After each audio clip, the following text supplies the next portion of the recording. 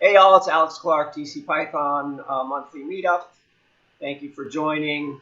I am recording this Google Meet and I will upload it to YouTube when we're done. So if you're watching it there later, thank you for watching. If you appreciate events like this, please donate to help us keep it going. It's work to keep it going. It's not a full-time job, but it requires time and attention. So we appreciate any help we can get with that. And we have a attendance of 30 some folks RSVP. We have 5 with us, including me. Let's start. Who've joined? We'll probably get some stragglers. Let's start by going around the room. As I said, I'm Alex Clark. I'm the president and executive director of DC Python, a nonprofit who organizes educational events for DC and the world. And I'm also the creator of Python Pillow. I am the president of AClarkNet, a Python software development firm, and I'm a science IT person at NIH. So with that, I will pick the next person, and whoever, when you've done your intro, please pick the next person, and I pick Flip. Welcome back, Flip. Oh, okay, you picked me. Hi, my name is Michael McFadden. That's what you'll see on my professional stuff. But ever since the world of IRC, I've been known as Flip. I have been working in Python for about 15 years now. I don't want to say 20. I think that's a lie, so I'm going to say 15. And just been programming for 20 to 25 years and fell into Python and loved it since. Currently, I have a full-time position at Radio Free Asia, where I enhance and maintain their Plone instance, and I'm a contributor to the Plone community. And what did I author? Oh, yeah, I authored RFA Kaltura, which is a connector between Plone and the Kaltura video platform. In Nice. No way do I represent Kaltura. I represent Plone. And I'm always just submitting bugs and fixing bugs on GitHub. So I don't have any real big claim to fame. I just pop up on repositories every once in a while with a bug and a fix, and then I disappear.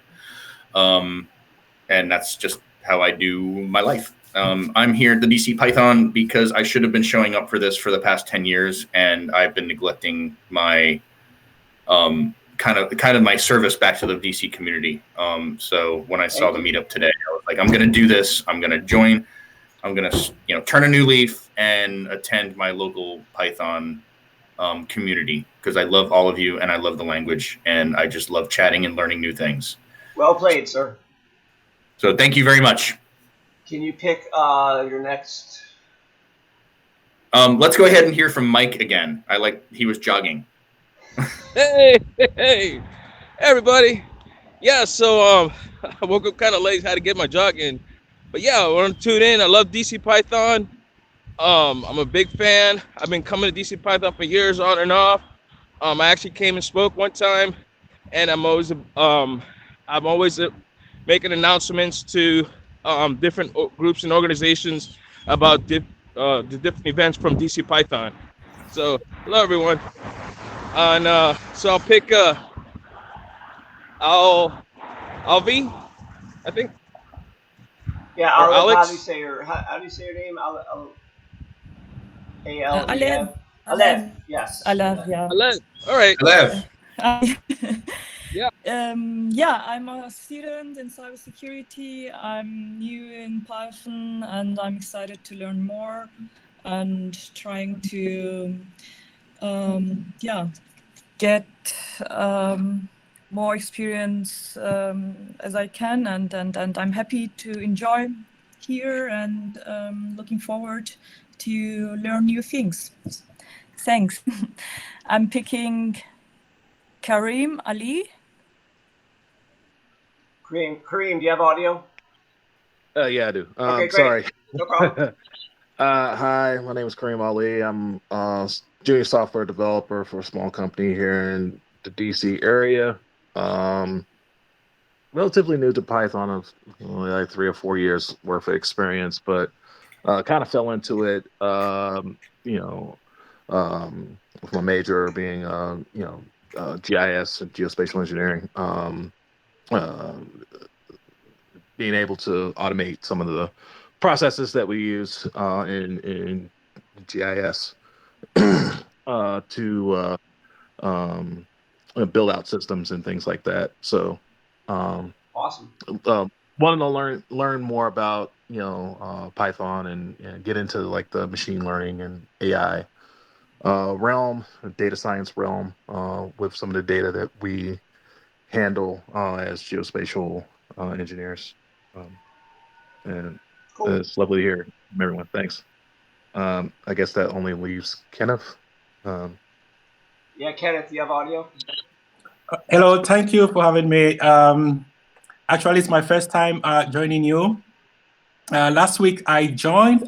There was online meetup. I think was it in Austin? I thought it was yours, but they said Austin is linked to the one in DC. So I was on that one. I'm actually a computer science teacher. I've been a teacher for the past 11 years in the United Kingdom. And I moved to the United States last December. And at the moment, I'm still looking for any project to join on. And I want to really switch on now into software using Python, because I taught Python in my high school, all this while with computer science. So I'm looking for any role in software development. I've got some interviews going at the moment. I've interviewed with a couple of companies, and I've got one scheduled for next week, Tuesday, with a school. I think this one is in San Francisco. It's called Hackbright. So I've got an interview with them next week, and I'm still looking for which role will be the best fit for me to join. So Awesome. I'm happy to be here with you. Welcome. We have two events going regularly now. We have the main monthly meetup, which I either host or find a host, and we have Evening of Python Coding, which is hosted by Jacob Barhock, and he's not in town, but so that's the Austin connection. Oh yes, that was with Jacob. Yes. Yes. So I asked him to continue to host DC Python events, even though he's not physically here, because he was here physically and then he left. And so he is, like Mike, very, and now Flip, very excited about DC Python and hosting events. And so, so there you go. So we have two events occurring on a regular basis during the pandemic, which is awesome. I don't see the person who I invited to co-host with me here today, so it looks like Flip and I are just going to talk about stuff for a little bit. And also,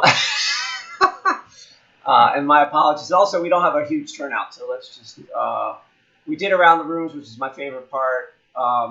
Mike, what is your last name? I know I have it because your window says Mike Bob, and I know. Oh, it's Mike Jadu.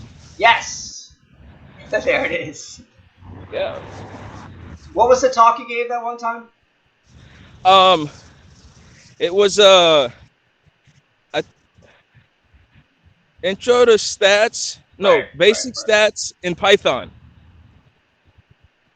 So we went over how to use Python to do some simple statistics and perform analysis. All right, so I'm going to do what I would have done if David Morris was here, and that is talk about Python and Amazon to at least to the extent that I know about it, and I can probably do at least 10 minutes of that, and then we'll see where we're at that point, and I'm going to share my screen.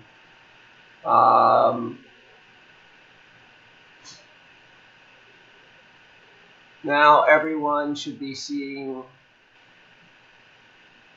this Google Meet, correct?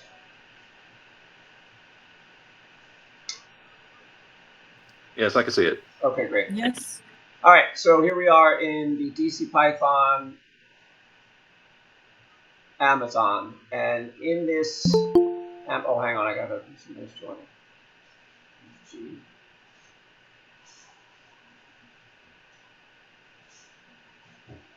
Welcome, G.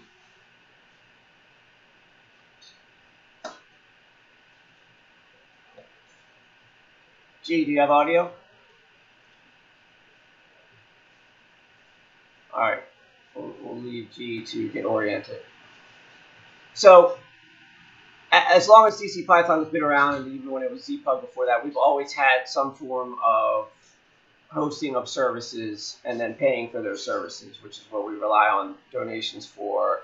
And we used to use Rackspace, and we pay for Meetup, obviously. But we don't require a lot of, our AWS bill is not huge. Right now, dcpython.org is a static site, and I believe it is in S3. Yeah, there it is. So,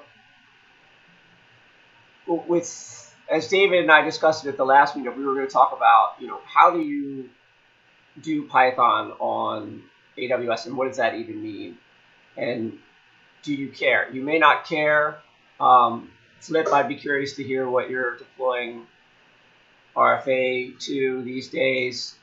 I personally deploy with Elastic Beanstalk, and it will take a GitHub repository and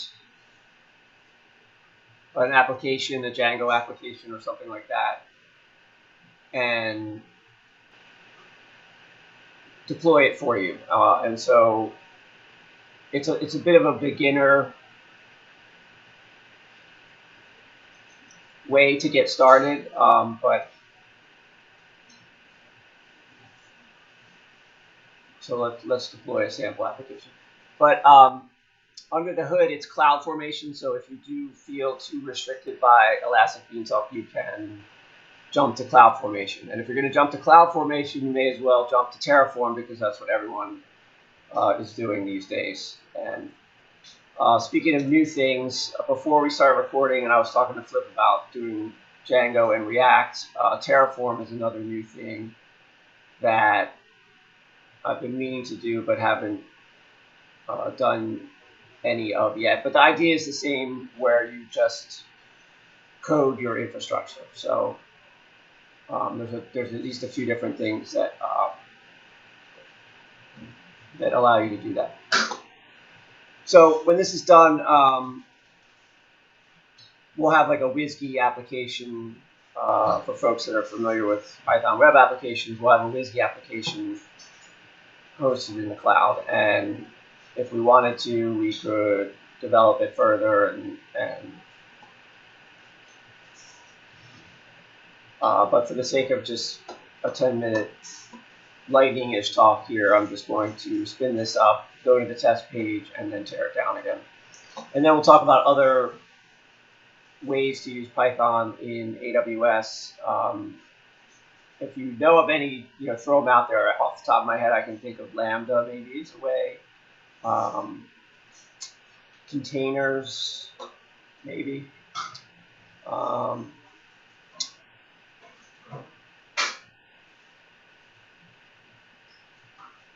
And just while this is moving, I'm just going to jump back to services. So AWS has way too many services with way too many bizarre names, and I'll just throw out that the ones I use day to day include EC2, which is virtual machines, Beanstalk, which I just described, S3, which is like CDN-like storage of files and other resources, RDS, which is an expensive database service. You have to use VPC, and you typically have to use VPC to run servers and such. Route 53 is their DNS service. CloudFront I use to cache. CloudFront is a CDN. What else? Oh, Flip. When I started doing Django plus React, I had already been doing Webpack for a number of years, and Webpacking without React.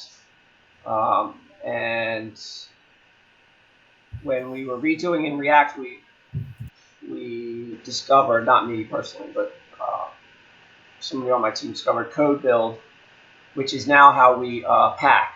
And before Code Build, we had a Lambda, I believe, that was terrible, and it was clunky, and it worked, but only barely. And now with Code Build, you can copy a YAML file to your repository and then just tell it to run npm or Webpack or whatever it is. And then when you deploy to Beanstalk, for example, it packs your resources. It's like magic. So it packs and then it puts it on the instance. So I've been super happy with Code Build, except for the time that it went down in US East 1 for 8 hours. But that's a different story. All right, so let's check out this test M.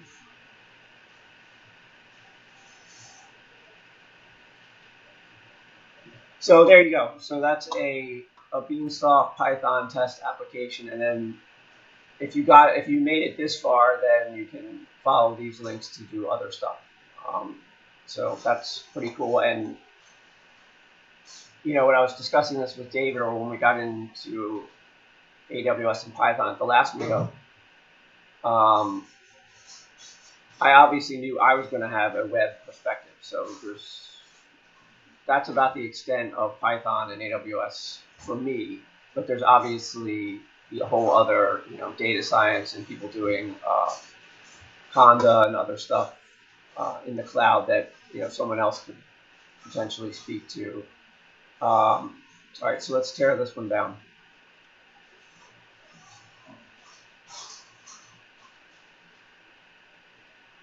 And I mentioned this, I proposed this to David Morris because I thought it was a good way to introduce that DC Python does stuff with cloud stuff.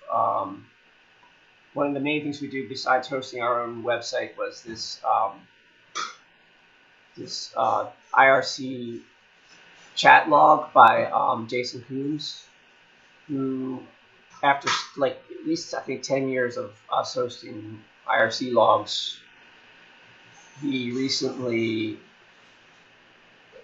decommissioned it because Freenode, for those that follow IRC, Freenode had issues, and I think we're going to bring it back on LibreChat, but we're still working on that. So his IRC bot runs on our stuff, and while it's a little dinky thing, it is a cool resource that I know a variety of different projects have used over the years. All right, so now we're waiting for this thing to tear down. I'm going to go back over here. Oh no, I'm mirroring.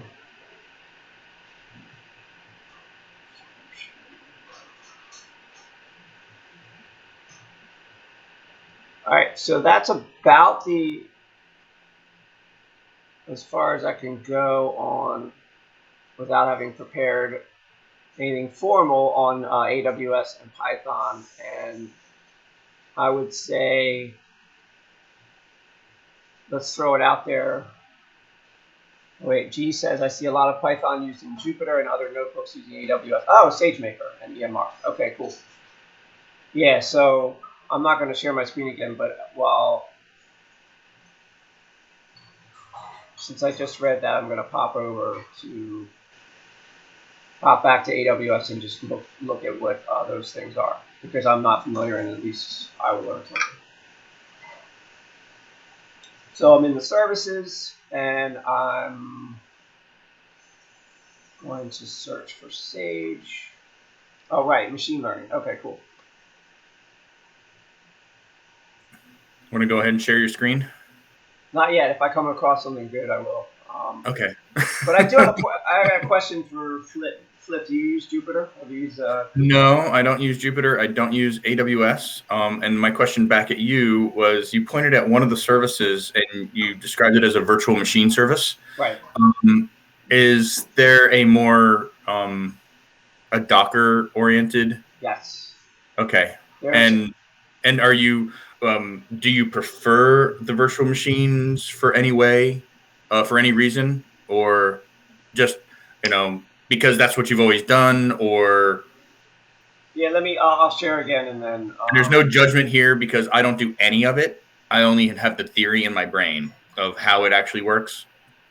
Okay. Before I answer this, is RFA in a its own, or is it a secret and you can't tell me?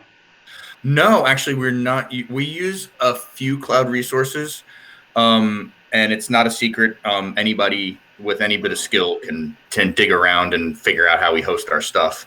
But what we are still on premises for, at least on my side of things, for the web presence. We're on premises for 99% of the stuff, unless we go to third parties. That's cool.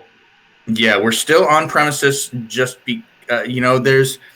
I haven't done the cost benefit analysis myself, but there is kind of a worry of if we start moving things over to the cloud, that we're going to start getting these monthly bills that are like way out there. But RFA still has a server room. We pay for the electricity and we pay for the air conditioning. And we have to have that because we're a radio studio. So there is an on-premises requirement already. So kind of jumping on them into that on-premises for the website is really not much more of a cost for RFA. Right.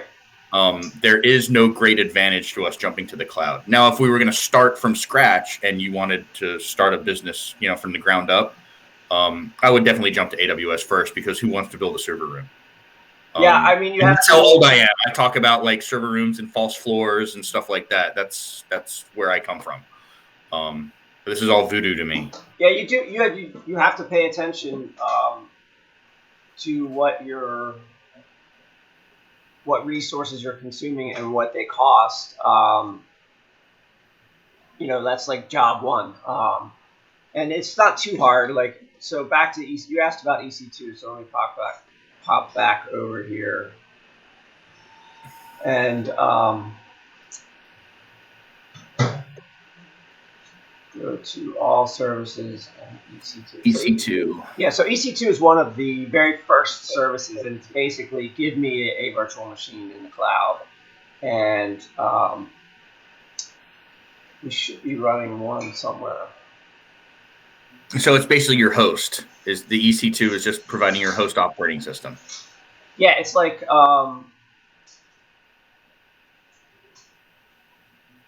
it is a machine that is,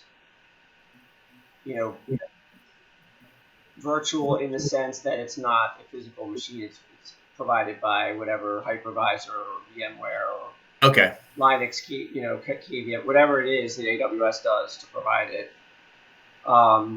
You don't care. It's just there. So this is the one that I was talking about that runs the chat logs, or is going to be running it. And this probably costs us like $10, $15 a month. So, in terms of familiarizing with cloud, one thing you can do is create, EC2 instances and then go log into them. There's also this whole, you have to be somewhat aware of the networking. And I've personally pay very little attention to, virtual VPCs or virtual private cloud. Subnet. I have a network engineering background, but in the case of cloud service, I just don't care. But unless I have to care, so like VPCs, there's this whole layer of networking that you have to be aware of as well when you're doing stuff. One example of that is like Beanstalk will create an EC2 instance that's not in any virtual private cloud, and which then makes it hard to do other stuff. So you have to go out of your way to tell this other service that you want your EC2 instance created in a virtual private cloud, etc. It gets very complicated very quickly. Anyway, is that so they see, those two service instances see each other as like on a local LAN? Correct. It's so that you have, if you are a network engineer, it's so that you have tremendous amount of control to, build out elaborate infrastructures.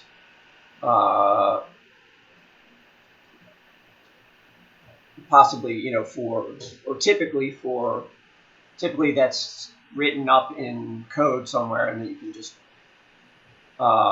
spin it all up and then tear it all down. I've had projects where we would spin up $30,000 worth of Windows machines, and then every 2 weeks we would do it again, and blue-green switch it out. So, but somewhere there should just be a create a new. Oh yeah, here it is. Okay, so, and this is interesting too. Like, in terms of billing, I can create something that would cost, tens, if not hundreds of dollars an hour if I make the right selections here. You can see the wide variety of stuff that they offer. And they also offer stuff like, Windows will come bundled with SQL Server. I mean, you can imagine they're reselling Microsoft's software here, and that gets expensive. So I actually haven't looked through here in a while, and these are pretty interesting. So, and these are entire OS images for a virtual machine. Right? So for EC2, there's a Amazon machine image. There's tons of Amazon machine images, and these are the ones that Amazon is presenting by default. You can create your own. You can use community ones. These are the ones that Amazon presents. If you're this is called the console. If you're a console user, you can go in and pick something, and off you go. And actually, this Mac OS is really interesting too. So, for my purposes, or as I've experienced and worked on AWS over at least 10 years or so, I've settled on this AL2. I call it Amazon Linux 2. I think I started with Ubuntu, maybe I ran some CentOSs, but I just use this thing now because it's the most straightforward. Like, it's CentOS or /Red Hatty, so there's Yum package manager. It's the default. They kind of steer you towards using it. I don't have a good reason. This is what I use. And there's different generations. So once you have an EC2 running, they're constantly saying, "Hey, update to the new AMI. Hey, update." And as it so happens, the Amazon Linux 1 to 2 upgrade was tricky for me. So it's all the same logistics as if you were doing on-site hosting. It's just not physically there. So and so from the beginner standpoint, and I'm still a beginner in Amazon AWS because I haven't used it professionally and I don't maintain anything. But really, what this is that, hey, I want a website. That's what you're starting from. Or, hey, I want some kind of service on the internet. I want to have a presence on the internet. So the old school way of doing this is I would grab a PC out of the trash. I would throw Linux on it, and I connect it to my router at home, and configure DNS and everything to make sure that it's coming through, and then kind of negotiate with your ISP to get a business account and go through all that kind of stuff, where the actual hardware is spinning in your house, in your basement, creating heat, sucking the electricity, and if a drive dies or if the power supply goes out, you're the one on the call to say you've got to replace that machine. If you get successful in life, you're the one who has to buy 10 machines, and so all of that kind of hardware management and network management and billing and air conditioning and power and all of that is on you. So at that point, you're almost going to just hire a system administrator to live in your closet in your house to make sure that all your boxes are running and all the fans are, are in good shape. And then we moved to a world called Rackspace. I remember this, where now you're renting a box over in somebody else's rack, and you didn't have to worry about the power and the air conditioning and all that. And then from that, Amazon kind of took over as the cloud, and now all we're doing is provisioning operating systems on some random machine. I think on Amazon you still get to choose where it's located. I think I saw like Ohio on there. Like, yes, you can choose where exactly physically do you want to provision your software. But you're not paying for, you're not paying an ISP for the bandwidth up and down. You're not doing all this nitty gritty management of a computer sitting That's in correct. your, right. And that's really the big thing. For like, if our company was to do that, we would try to recover that cost by turning down the AC and paying the power and everything. But we still have the humans there that are right there 24/7 in our office that are ready to go in and swap a hard drive for us, that are ready to send an email saying a PC's got an alarm going off. When you do the Amazon cloud, you're paying Amazon's employees to do that for you underneath the covers. So all you end up seeing is a bill. This is your bill. This is how much it costs to run, and it's their job to make it as cheap as possible for you to run the most software and the most bandwidth. So really, it's it's a service. It's ultimately a service. And the only reason I haven't done it yet is because I haven't had a personal reason to set up, I have, and I've, when I need a personal website, I go to Wix. I mean, I'm really that bad now, because I don't really want to do any software development. No shame, yeah. Because I don't want to. I had a wedding a few years ago, and I was like, I need a website for my wedding. It's like, I'm not going to install Drupal. You're going to get attacked if you do that. I remember fantasizing that I would have a server room in my house, so we're old people, and we used to, or we saw it all, from the beginning, so to speak. So, but now I'm ready to start clicking around inside. I have an AWS account. Yeah. I get an email every day, every month that says you've reached your free tier limit. Okay. I don't care about it, because if my free tier goes down, I don't lose any money. I don't lose any customers. I have nobody calling me on the phone saying the site's down, which is a wonderful spiritual place to be. And and that's kind of where I am. But every time I join something like this and I see somebody poking around on AWS, it makes me feel a little less like I'm not keeping up with the technology, is really what I end up feeling like. Well, gee, so good on you, Alex, for actually clicking around and doing stuff in here at all. Yeah, and I feel fairly accomplished after 10 years or so of clicking around, because that's how I started. I didn't necessarily want to use I wanted to use services that had web interfaces. I always liked that aspect of it. But AWS, talk about overwhelming. It's initially very overwhelming. And no, cPanel is wrong. Yeah. cPanel is wrong and evil. I haven't even heard that word in 10 years. G is pointing out some awesome stuff in the chat, and he is. I have to get a water. I'll be right back. So like the last one, it was basically talking at me. You can play with the AWS free tier with free compute and setup. And if I set up, I have done that. I did that about a year ago. And I think it was after a Plone conference. So we're talking about throwing Plone instances into the cloud. And I was like, okay, I'm going to set up my own blog and run it on Plone so I can have some toy that I can learn on myself, that I'm not learning on the company's, software. I'm learning on my own. And I say I still get those emails that free tier, is going to get shut down, because I guess it's spinning some CPU back there. And then the other one, yes, AWS refers to what they do and what your team does as the shared responsibility model. And that's okay. There's the buzzword for like the 100 words I threw out.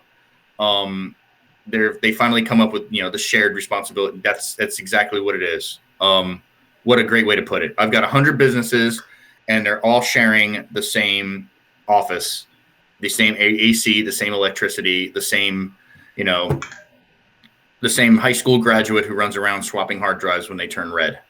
And you don't care what like RAID partition you're on. I moved away from hardware a long time ago. I've always been a software guy. I always love software. Hardware interests me. I occasionally get the Arduino out and play with it. But this is a Python community, so I'll say I'd pull out the BlackBerry Pi or Raspberry Pi and play with it and have fun with that. But most of the time I am neck deep in open source software and neck deep in unpuzzling out a strange bug that is hard to reproduce. I'm writing test cases, pushing them in, trying to get Jenkins to like me. Oh, Jenkins, I love Jenkins. And then finally get something out, and my accomplishment comes when I see a new release of software, whether it's Python or Plone, and I'm in the release notes because I found a bug and I fixed it, and I'm like, my code is out in the open source wild. Yeah, that's where I get my love. That's what makes me sleep at night thinking I'm an awesome person. Way cool. Because I made open source a little bit better. I was incrementally, part of that process. So I guess if anybody wants to join an open source project and doesn't know like the ins and outs of GitHub and how do I talk to these, we're humans too. The core developers are humans, and we have hundreds of problems that we need to solve, and we don't get to all of them. So being a contributor to an open source project is all about getting your first pull request accepted and in the next release. And if you can just buckle down and hit that process, I'll be there for anybody who wants their hand held as to getting, from enhancement all the way to release, or bug fix all the way to release in a large open source project. I have no problem. I would love to mentor somebody through that. That was a great open source pitch. It was your Oscar clip moment for, join an open source project. Yeah, we should do this again next month if you can show up on the last Saturday. Come up with a topic. But G, thank you for this is awesome because I haven't heard of either shared responsibility model or what was the other one? SageMaker. So did we cover this thing? I don't even know what this is.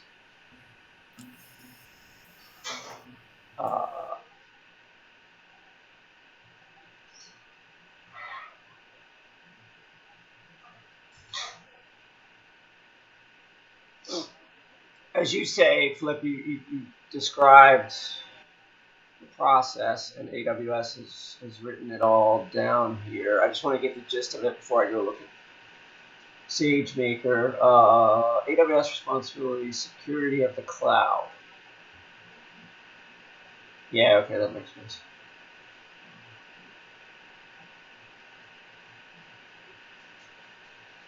The other interesting thing was that there's VPC analyzer. Yeah, of course. The general idea is to present as little as possible to the public and do everything in private, and only allow in what you need to allow in from the outside. And you can, AWS supports that. So I made sure my beanstalk was terminated. Eventually this will drop off and I'll know. I don't think I can see my own billing dashboard. That's another thing I'll mention about AWS. If you are looking to do, it locks. Looking to do AWS stuff, you should be aware of the IAM service, identity access management. You'll run into over and over again. So for any account you may set up, will have a root, what they call root user. So Flip, you probably have a root user account, and if you wanted to add me to your account, you would most likely, you could just make me another administrator account, but what Amazon tells you to do is to use the identity access management service, which is, once you start using it, you'll notice it's all over the place, and this is the way that they, anybody see it in there? This is the way that they segregate resources from each other. There it is. Resources from each other. So everything that runs can be associated with an identity access management role or group or policy or something. But for the purposes of just explaining the IAM service, whenever you create an account with AWS, you have a root user, and then you typically, or you're encouraged to create additional users and then use those users instead of your root account. So keep out of your own root account as much as possible. So I'm an IAM user, and I'm using my service as my IAM user, or a DC Python service. Here you can see here I gave myself billing and administrator access to try to see my own billing. There's some trick to getting this to work, and I don't remember it, and I stopped in the middle. In my last pass, I have a bunch of different IAMs and I'm gonna rename that one IAMs and root accounts. So IAM is something that you will want to familiarize with, because like some of the other stuff, VPC, etc., you can't get away from it. So there's that. What's the other one besides? I am proud to announce that I am logged into my AWS management console. Nice. So you can done that. I haven't done that in months. You can share your screen if you want. No. No. Okay. EMR was the other thing, so I'm going to look at SageMaker, and then I'm going to look at EMR.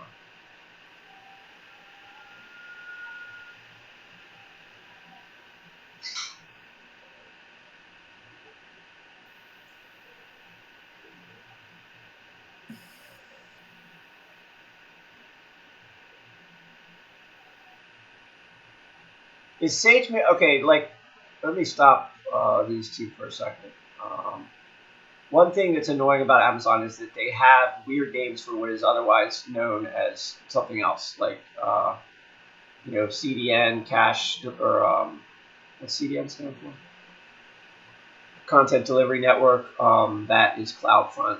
The other popular one that's not AWS that I used to use, I can't remember the name of. But you were asking about containers.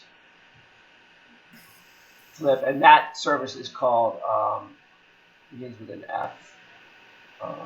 Let's just Google it. I thought it was called Kubernetes. Well, there's different. That's what I was just going to make this one. Fargate.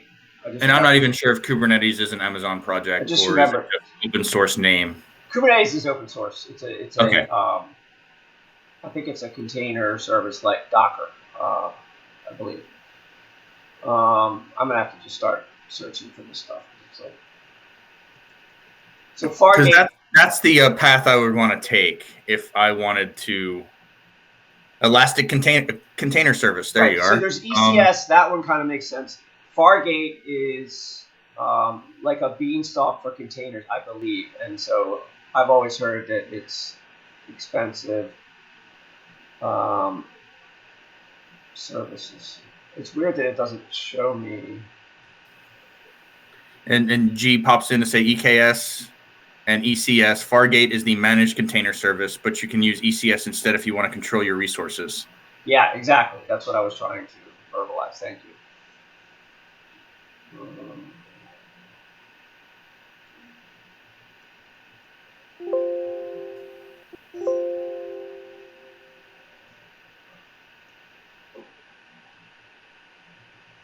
I could have sworn that Fargate was something that they presented a console for, but maybe I'm wrong.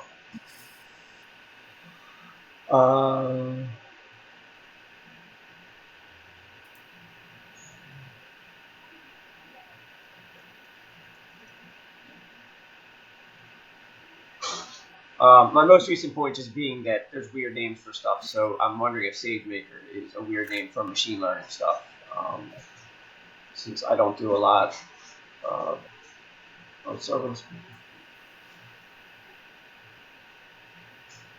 I think Amazon fiddled with this a little. They may have like tweaked their product line at some point and renamed some stuff. Yeah.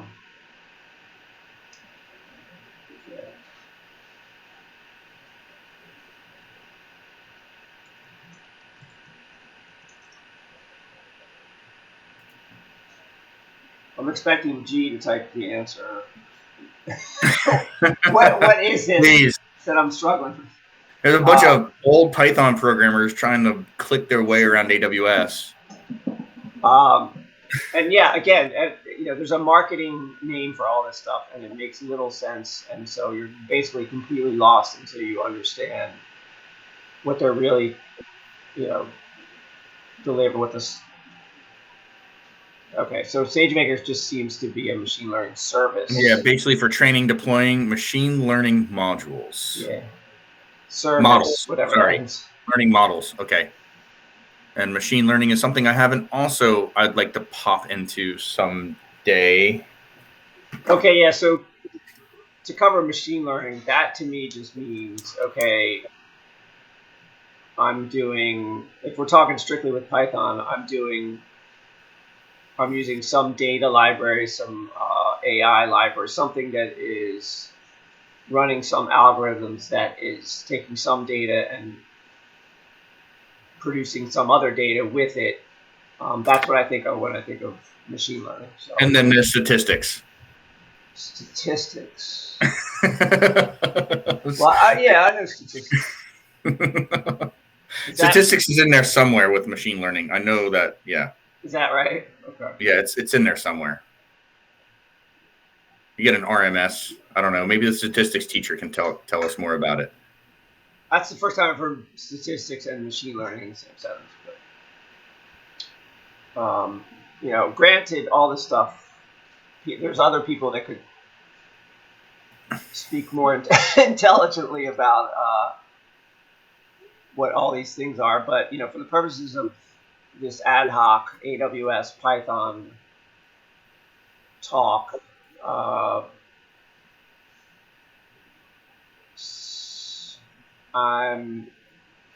would have to look at. Oh, okay. So let's just call it SageMaker. You can do Jupyter Notebooks via SageMaker. So let's just call it that. So you want to do Python? I have a question, Alex. Yeah. So underneath the covers, Python is a programming language. It's a syntax. Yeah. And then there's the the Python interpreter that we all use to make our Python work. So when one says running Python on an AWS server, is it as simple as having a virtual machine that gives me a Python interpreter prompt? Is it that simple? Or are we talking about deploying a Python, an application written in Python onto an AWS instance, like Django or Plone, or even if I wrote my own or WSGI application? Mostly I guess we're mostly going to get web applications on there. But really at this point, we're not talking about the language and the programming itself. It's more of like where I'm running my hello world script. Yeah, and I just remembered, the reason I wanted to do this with this dude was because he was saying that he almost got a job, but he didn't get it because he knew Python and data science, but he didn't know AWS. So I was like, okay, well, let's do a thing where we'll talk about what does Python on AWS even mean. And as you just said, it means a whole bunch of different things. And so I think what it means nowadays for most people is data science. I think it means machine learning and compute, resources to. Well, I would say for any job, if you knew Python and data science very well but didn't know AWS, you would probably be able to come up to speed within weeks. Within like using AWS and getting some education on that. But if you knew AWS really well and didn't know the Python programming language, you wouldn't be useful for months. Well, that's true, and I think it was just a nice to have, which is he didn't get the job. Yeah. But so yeah, data science is easily the most popular thing that people are doing with Python, followed probably closely by web stuff and or. Hey, Mike, when people say the word data science and they throw that word around, what is it? Can you just tell us what is data science? So that's using statistical programming along with it's using computer science with statistics in order to perform algorithms to generate estimates or to perform analysis. So you're using you're using code to perform statistical analysis or statistical methods to perform analysis and do research. Just like what machine learning. So that's like, you're using a set of code to perform some sort of statistical analysis to generate estimates. And then that's helping you make, it's helping decision making, helping humans make decisions. Yes, definitely. That's like the whole thing now, because there's like lots of different processes that only computer algorithms can perform, because if you have a human do it, then it's prone to mess up. I mean, not say a human can't do it, but I mean, if you need something to be done on a regular basis, let's say you want to adjust a particular data set that has like hundreds of thousands of observations, but sporadically there's some estimates that are missing, you would need to perform some sort of like machine learning algorithm to fill in those missing estimates.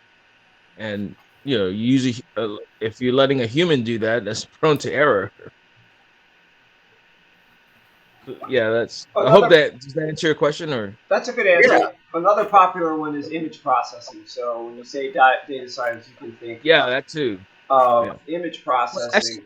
Does that the Department? I'm sorry, I didn't mean to cut you off, but the Department of Agriculture actually used that. They use satellite imaging to generate estimates for their tables, because it's actually more costly to send out people to gather survey data from the farmers, because a lot of times the farmers are not giving accurate estimates. And they're just putting they're just and you have to have like some sort of statistician or survey statistician to fill in those missing gaps, and you have to pay someone to do that, and they're not cheap. Right. So what they're doing now is they're using satellite imagery and then machine learning algorithms to generate estimates of crops to fill in the gaps. Yeah, that's interesting. I always get excited when I see Pillow used in academic environments, and we have a little blurb about if you use this doing some analysis, or and your paper is published, reference us. I'm just going to try to find that blurb real quick. So, I'm sorry, I ran away to get a textbook because I couldn't remember the name. 15 years ago, I almost got a master's degree in operations research, which I think is what turned into like this data analysis, big data, what we're talking about. And that's what but this was more like running simulations to figure out the best, You know, I mean, anybody with the CS degree, if you remember the Bailey Building and Bank Simulation, I don't know if anybody went through that project. I But have do you remember this? I have that degree, and I don't remember that at all. It was a simulation to determine how many, or you can do it at a grocery store. How many cashiers do you need to hire based on the statistical probability of customers arriving at the store? Oh, was that like a Tower of Babel thing? Maybe a Tower. I'm not familiar with Tower of Babel, but basically it introduces you to the Poisson distribution of probability. That what's the probability a customer will arrive, and it gives that over time, like, you know, during these hours it's different, and then making predictions on what is the most efficient, you know, number of cashiers or number of tellers to hire at a certain time. Oh, nice. But those were simulation exercises and not really related to actual data. So I think now we're in a world, and the world 15 years ago did not have like this an abundance of data to look at. But as you're just saying, agriculture now uses satellite. You know, I mean, parking. You can use satellites to determine your how big a parking lot does your store need. Right. We didn't have that data 15 years ago. We had to just guess, you know, and run simulations. And I guess that's the difference between operations research and what the statistical and data science today. Yeah, we kind of created the data on our own by running simulations and guessing at what it would be like. So yeah, I think I answered my own question. Was operations research related to data sciences? And I think it's no. I don't even know what operations research is. I had to remember. Operations research. What does Wikipedia say? I'll check.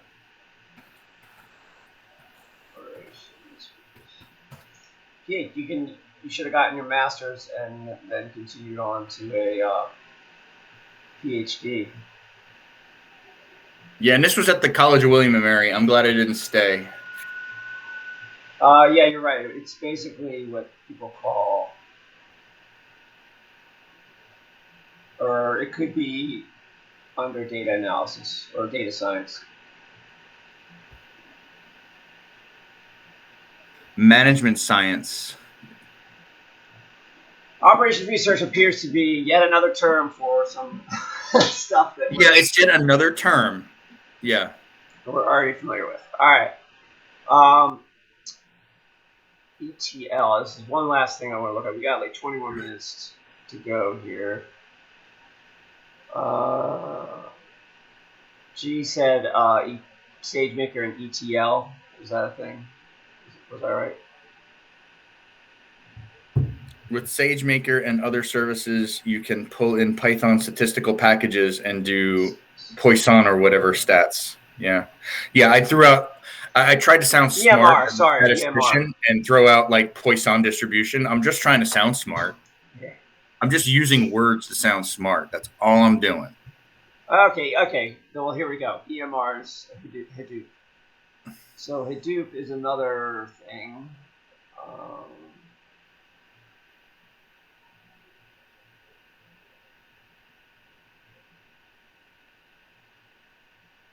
Is a MapReduce thing, if I recall correctly.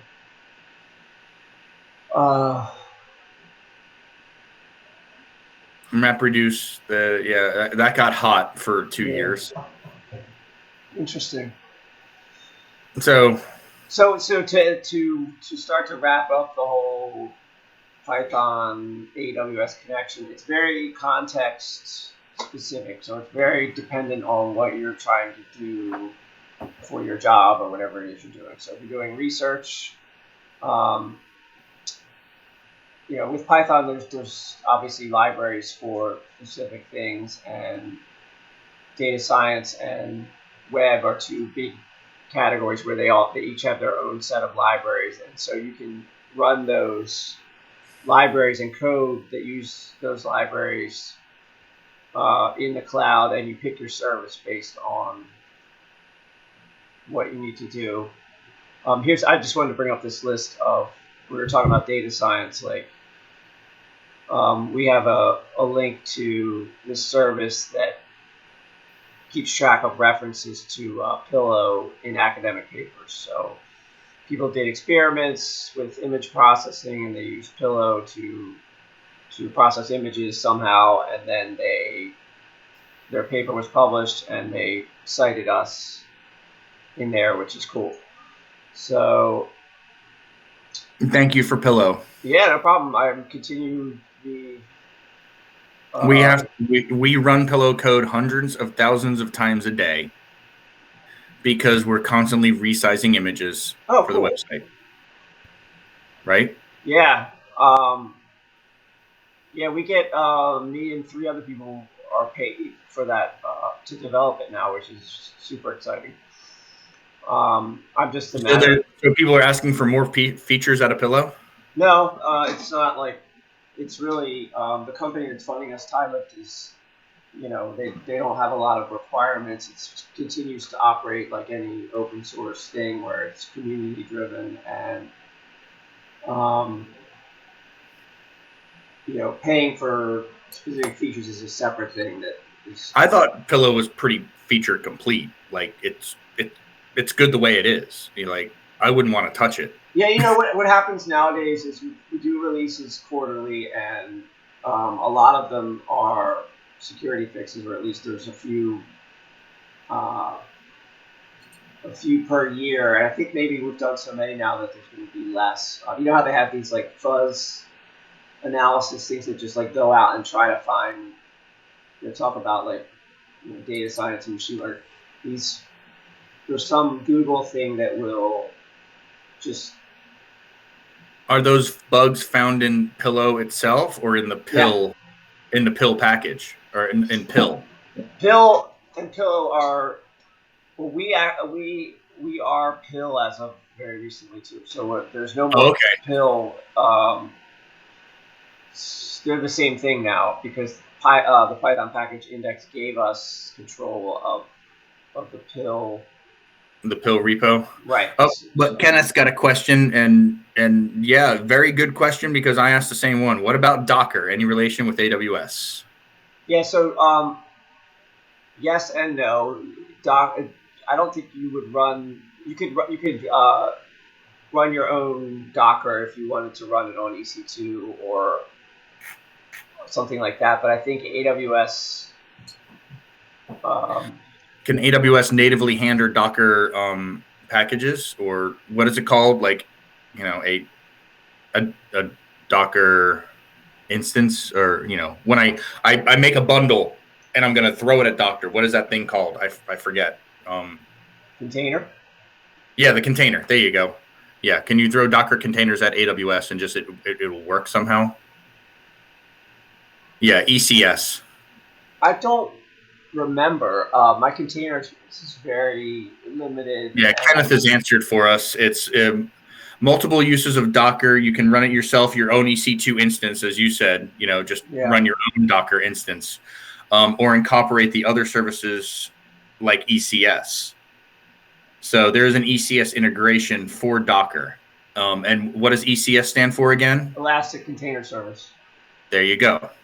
So Elastic Container Service. And yep, there you go. So you're on an AWS page talking about how Docker works right there. Right. I think that's exactly the resource you need to play with that.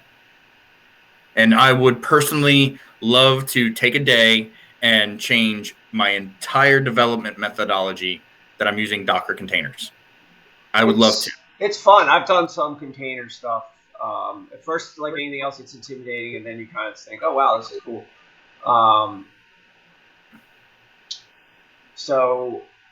Speaking and just pure Python, since this is a Python meetup, I'll throw a Python tidbit in there. Speaking of things that completely warped my mind for a while, and then yesterday turned out to be the easiest thing in the world, was a Python generator.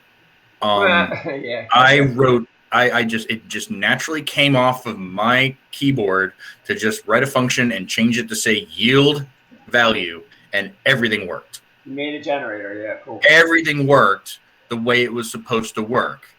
I don't know how many times I have written a generator and had to like question myself again and again and again and again of what I was actually doing and what I was actually accomplishing.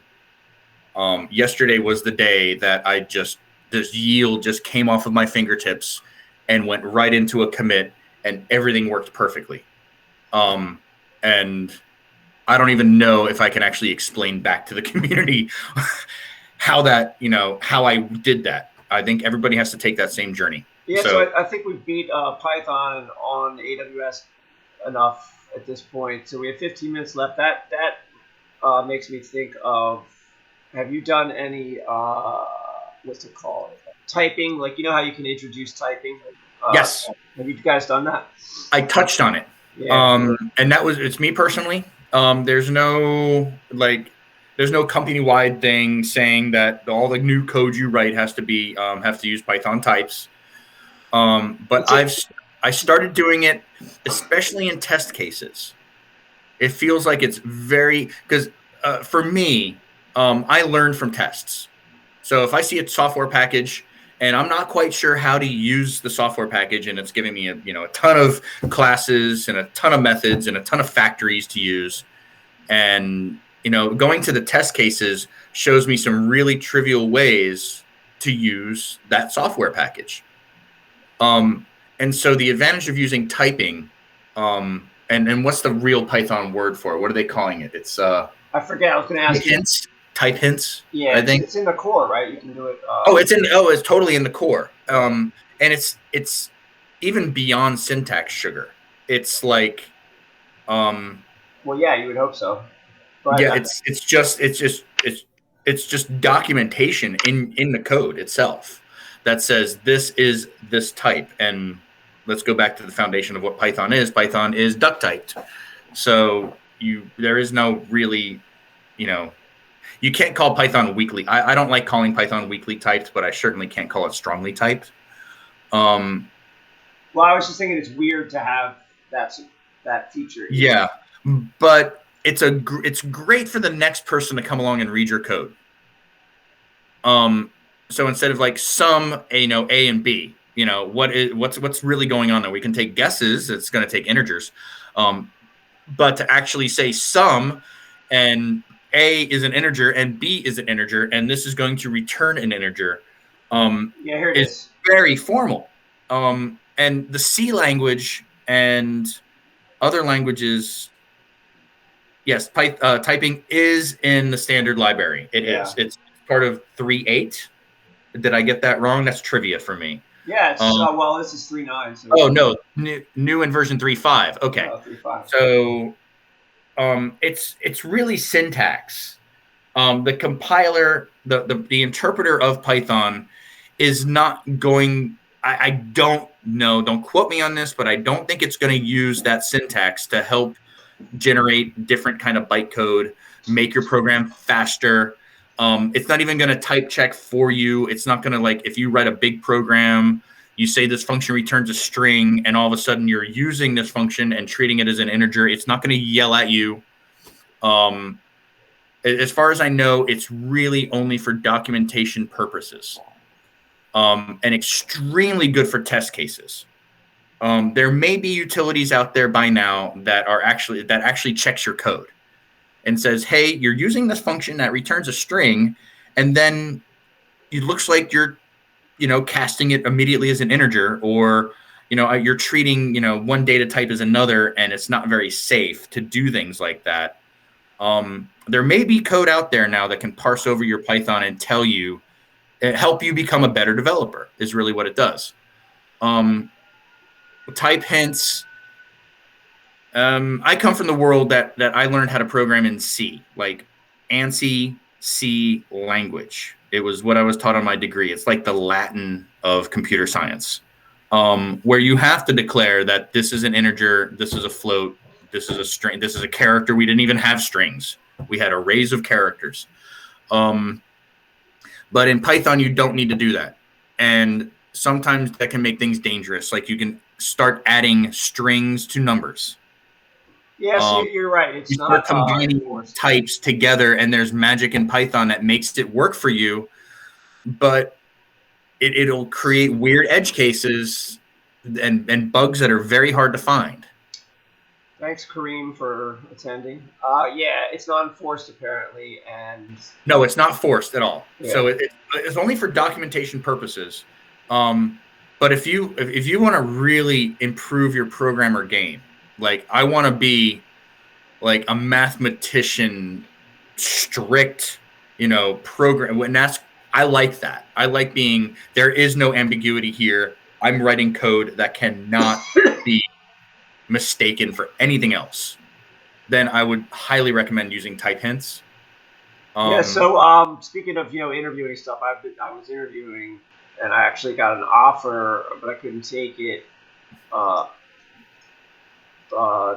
due to salary discrepancies. But it was like a full time. We had like I don't know, at least tens of thousands of lines of code, and maybe I think that was what it was at the time. And they used it, the typing hints, because when it's that big, like no one person can have it all in their heads. I thought that was really interesting. Like, so that would have been cool to work on, just to see that. And it'll help your linter. Right. When your linter comes, your linter is your checker. That basically it's another program to come by and look at your code and yell at you for doing things wrong. Yeah. Giving you warnings. It can really help your linter, figure out like where you may have a bug come up, at some point. Yeah, that's. I just remember seeing that syntax.